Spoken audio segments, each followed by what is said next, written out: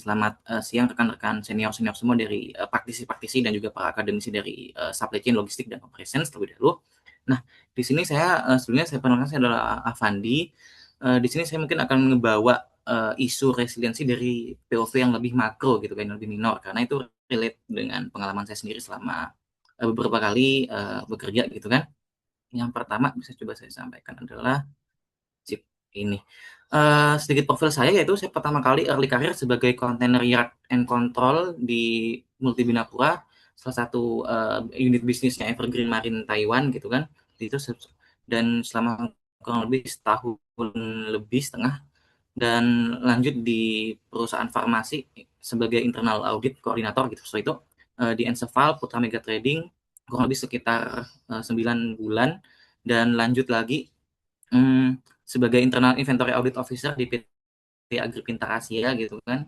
Itu salah satu itu merupakan agritech startup juga, dan currently saya sebagai future logistic leader di Adisarana Armada dari Triputra Group, seperti itu kurang lebih. Izin lanjut, nah ini mungkin ada 6 poin yang bisa coba saya sampaikan di meeting kali ini gitu kan.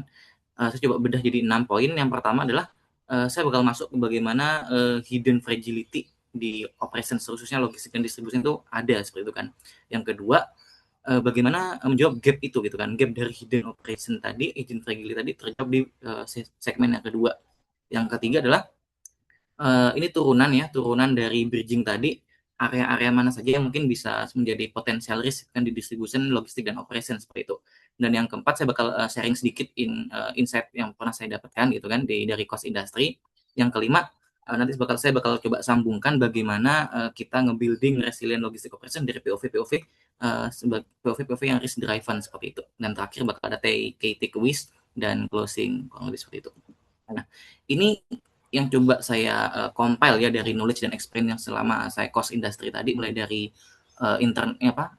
inland container terminal, logistik farmasi, startup agritech gitu kan, hingga sekarang sebagai future leader trainee di ASA Logistik ya kan, ASA Group seperti itu. Nah, ada 4 mungkin yang coba saya compile gitu kan. Apa fragility itu kelompoknya adalah ada 4. Yang pertama adalah fragility di bidang proses, inventory, governance, dan coordination. Proses ini meliputi apa? Kelemahan-kelemahan dalam eksekusi operasional, meliputi konsistensinya dan disiplin terkait eksekusi proses tersebut gitu kan. Itu nanti related ke mudah, murah, muri, dan sebagainya. Nah, yang kedua ada inventory. Inventory di sini adalah kenapa jadi fragility di salah satu logistik tadi adalah karena inventory ini kelemahan yang ada di inventory terkait apa? Terkait visibilitas ya, visibilitas inventory. Yang kedua adalah bagaimana reliability, ya kan, keandalan dari pengendalian stok tersebut, kurang lebih seperti itu. Dan yang ketiga adalah governance, tata kelola. Jadi bagaimana pengendalian operasional dari end to end dan juga akuntabilitas dari sistem operasional tersebut bisa kita pertanggungjawaban. Itu adalah salah satu pilar dari hidden fragility yang bisa saya simpulkan selama experience saya bekerja, kurang lebih seperti itu. Yang terakhir adalah koordinasi. Ini berkaitan dengan eksternal. Jadi yang 3 ini internal, yang 4 adalah eksternal. Bagaimana cross fungsional gitu kan, dan juga dengan vendor dan sebagainya. Itu salah satu, karena di dunia logistik itu nggak ada yang bisa bekerja sendirian, kurang lebih seperti itu. Jadi semua bakalan kolaborasi, koordinasi, dan pasti akan berhubungan satu sama lain seperti itu. Makanya koordinasi adalah salah satu pilar fragility ya di ops logistik and distribution gitu, seperti itu. Saya bakal masuk lebih dalam lagi. Nah, proses seperti apa sih yang contohnya jadi hidden fragility gitu kan, yang pernah saya coba temuin adalah yang pertama adalah over reliance ya. Jadi terlalu bergantung pada proses manual gitu kan. Yang kedua adalah ketika SOP itu ada tapi eksekusinya nggak konsisten gitu kan. Yang ketiga adalah ada tertunda, ada jeda, ada gap gitu kan dari update proses-proses operasional ini, kurang lebih seperti itu.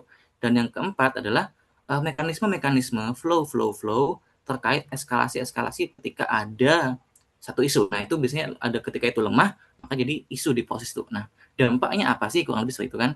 Shipment delays yang itu yang pertama yang bisa entah itu impact direct atau indirectnya, itu pasti shipment delays. Yang kedua adalah ada bottleneck di operations, itu yang pasti. Dan yang ketiga adalah failure tadi, kesalahan-kesalahan eksekusi tadi akan recurring, terjadi lagi seperti itu dan terus berulang seperti itu. Nah, yang kedua inventory ini mungkin klasik gitu kan. inventory visibility. Jadi visibilitas inventory masih banyak beberapa company-company yang mungkin saya coba kunjungi dan benchmarking juga gitu kan. Itu masih low inventory visibility-nya, kurang lebih seperti itu. Dan yang kedua adalah ada tertundanya rekonsiliasi stok. Jadi setiap movement stok gitu kan, rekonsiliasinya ada gap waktu, dan itu bakal berpengaruh ke akurasi ataupun integrity dari inventory itu sendiri, kurang lebih seperti itu. Yang keempat adalah lemahnya kontrol terhadap operasional warehouse seperti itu. Nah, dampaknya apa? Yang jelas adalah ada diskrepasi di stok, kurang lebih seperti itu. Yang kedua adalah entah itu overstock atau stock out. Jadi planning fulfillment itu bakal jadi terganggu gitu kan. Ada disruption di fulfillment, dampaknya bakal ke arah sana. Dan yang ketiga, kita akan masuk ke bagian governance, tata kelola. Nah, undocumented personal activity yang memang mungkin lewat secara administrasi gitu kan, secara proses-proses administrasi, dokumentasi sederhana itu mungkin mereka loncat gitu kan. Ada loncatan-loncatan proses yang memang entah sengaja itu tidak disengaja terlompati. Jadi ada proses-proses yang memang tidak terdokumentasi dengan baik. Yang kedua adalah lemahnya approval gitu kan, approval tata kelola. Jadi proses ini adalah, kalau di logistik kan ada namanya sistem approval, entah itu approval barang masuk, barang keluar, sistem approval sales dan keluarnya. Nah itu ketika approval itu lemah, dan bakal banyak proses-proses yang mungkin memang lompat, dan sehingga itu bakal berpengaruh banyak terhadap entah itu direct ataupun indirect terkait dengan ketahanan maupun dari kekuatan dari operasional itu sendiri, kurang lebih seperti itu. Yang ketiga adalah kurangnya gitu kan transparansi terkait monitoring tersebut gitu kan. Dan yang keempat adalah lemahnya audit traceability. Ini lebih ke bahas soal traceability. Dampaknya apa?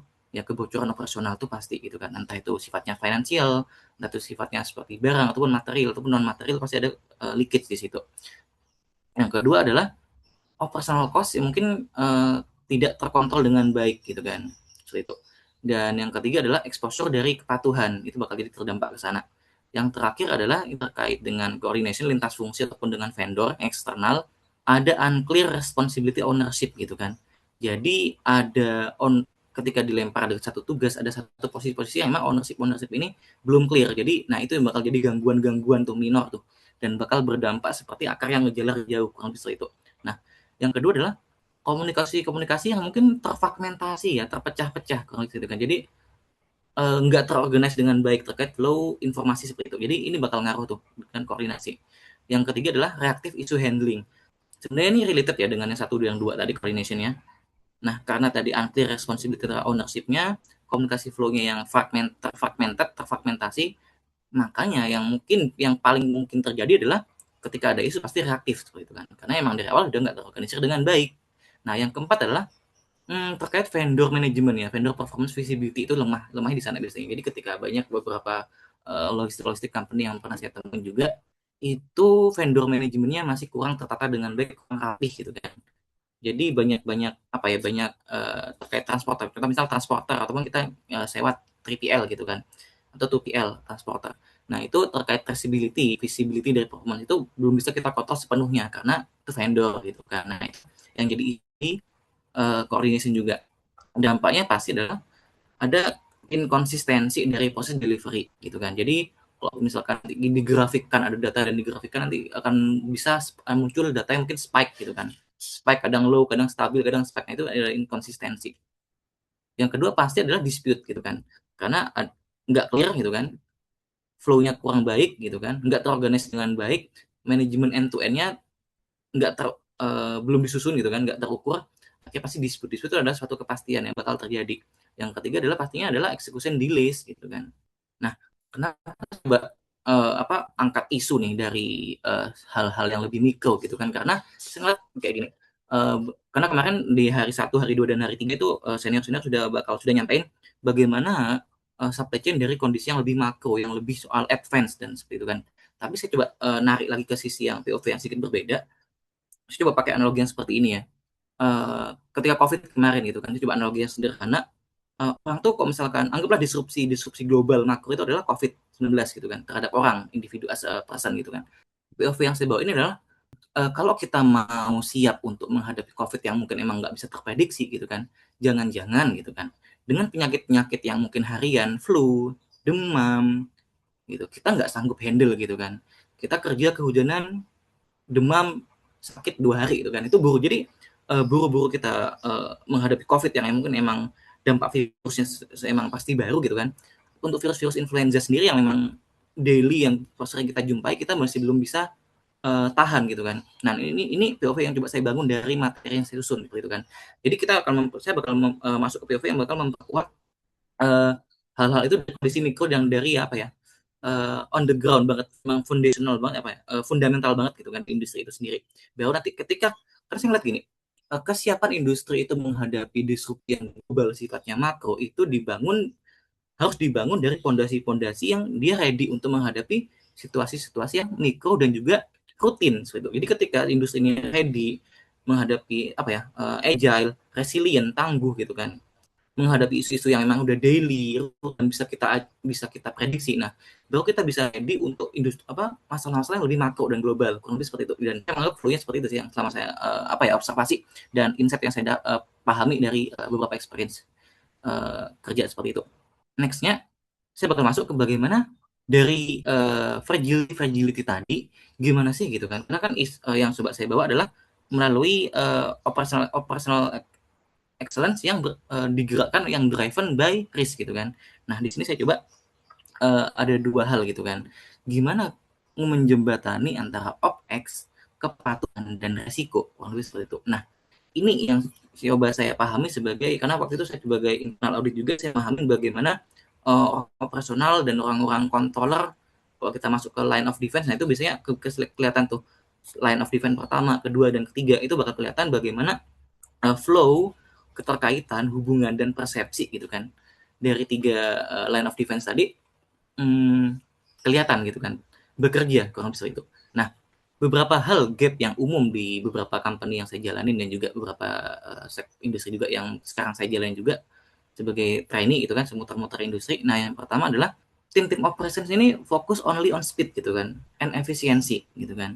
Jadi targetnya ketika ada target KPI mereka kebut gitu kan. Yang kedua adalah compliance, kepatuhan ini terhadap SOP dan flow yang udah kita sepakati bersama di awal gitu kan, melalui risk register dan lain sebagainya, itu kebanyakan mereka menganggap sebagai itu administratif burden, beban nih, beban administratif yang memang kita bisa kok loncat langsung proses gitu kan, karena kita output oriented, result oriented, itu bagus, cuma ketika result oriented tidak didasari dengan kontrol yang baik, maka itu akan jadi isu tuh yang pertama. Mungkin isunya minor pertama, tapi itu akan berkembang dan bakal terasa nanti gitu kan. Yang ketiga adalah audit itu dilihat sebagai aktivitas yang memang mencari kesalahan. Nah, itu POV-POV yang saya dapat gitu kan. Nah, as a result-nya apa sih kurang lebih gitu kan. Nah, operational control tuh seringkali di bypass gitu kan. Jadi ada misalkan di contoh kita ambil satu flow penjualan barang gitu kan dari perusahaan gudang, distributor atau apapun. Nah, itu bisa ada flow informasi, bisa dari sini ordernya ke sini gitu kan. Terus masuk ke sales, terus masuk ke seperti ini, ntar ngeprint dokumen-dokumen ini, ntar baru ambil ke gudang dan sebagainya. Nah, biasanya ketika sales dikejar oleh target bulanan atau apapun gitu kan, biasanya administratif ini biasanya nyusul nih gitu kan. Kita lompat dulu, kita ambil barangnya dulu, nah administratifnya nyusul, dan itu bakal jadi kalau misalnya itu dibiarkan tanpa kendali yang proper, tanpa kontrol yang memang terarah, itu bakalan meledak di satu, bakal meledak gitu kan. Bisa jadi ya barangnya nggak terkontrol hilang kemana, waktu opnam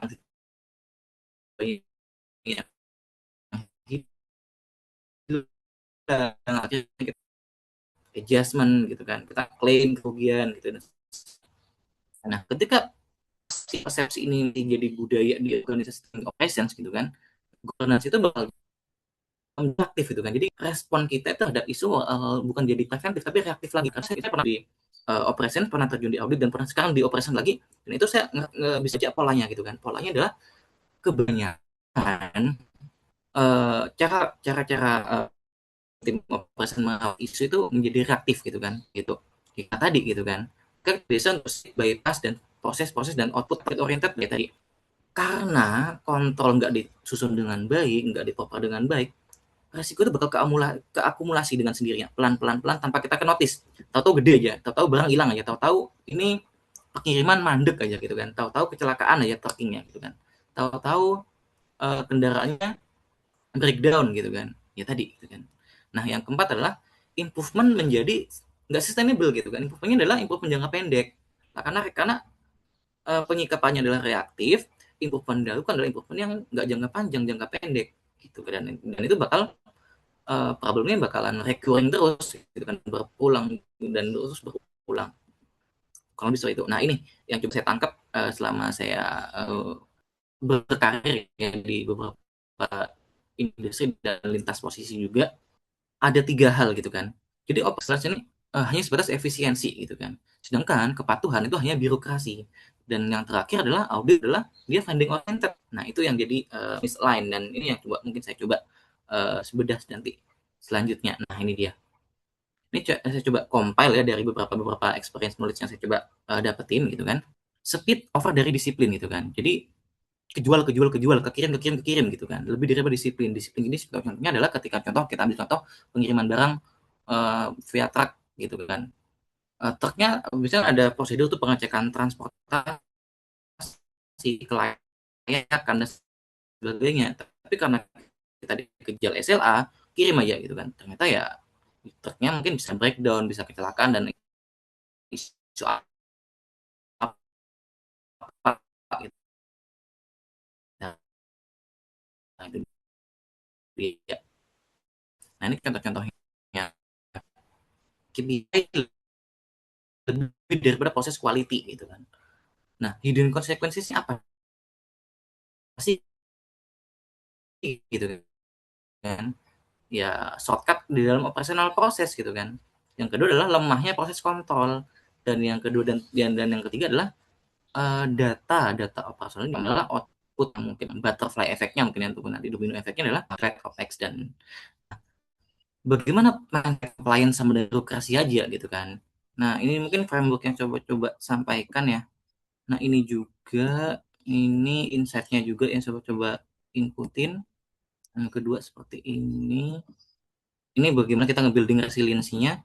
Nah, mungkin untuk takeaway yang yang bisa saya coba sampaikan adalah, jadi resiliensi logistik dan operasi itu biasanya dibangun kan hanya dari kecepatan dan teknologi itu kan, advancement teknologi maupun speed dari operations, tapi dari disiplin eksekusi, transparansi operasional, dan juga strong di tata kelola terkait proses, kurang lebih seperti itu.